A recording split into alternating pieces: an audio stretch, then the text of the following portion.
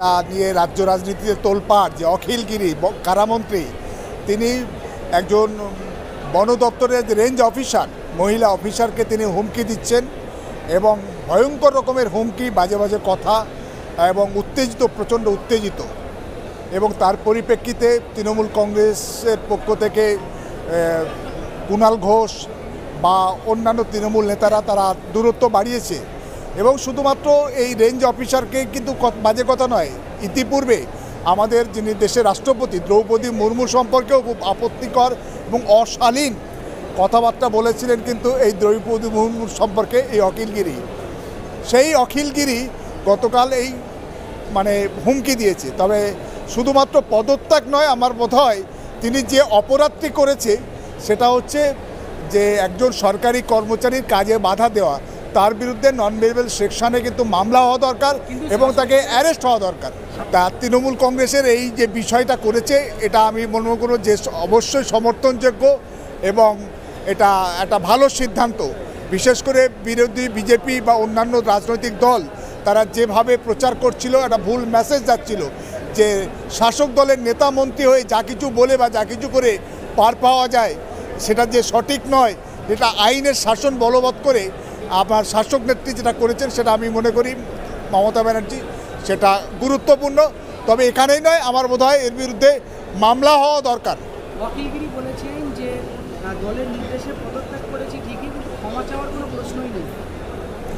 এখন সেটা ক্ষমা যদি না চায় দল তাকে কিভাবে দেখবে বা দল তাকে কি শাস্তি দেবে না দেবে, শুধুমাত্র মন্ত্রিসভা থেকে বরখাস্ত নাকি অন্য কিছু সেটা তার দলীয় সিদ্ধান্ত।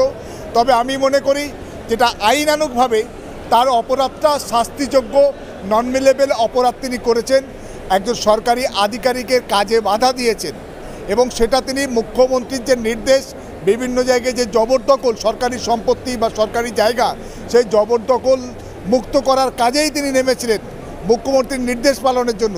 সেখানে গিয়ে অখিলগিরির এই দাদাগিরিটা কিন্তু আমি মনে করি অন্যায় এবং অন্যায্য।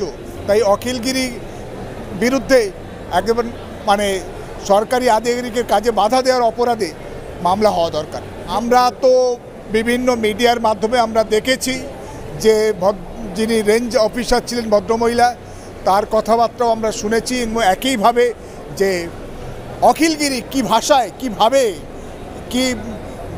তার সাগরেদ যারা ছিল আশেপাশে ছিল তারাও যেভাবে হুমকি বা কথাবার্তা বলছে সামগ্রিকভাবে আমরা দেখেছি এবং সেখানে আমার মনে হয়েছে অখিলগিরি তিনি কিন্তু তার এখতিয়ার বহির্ভূত কাজ করেছিলেন একজন মন্ত্রী হিসাবে।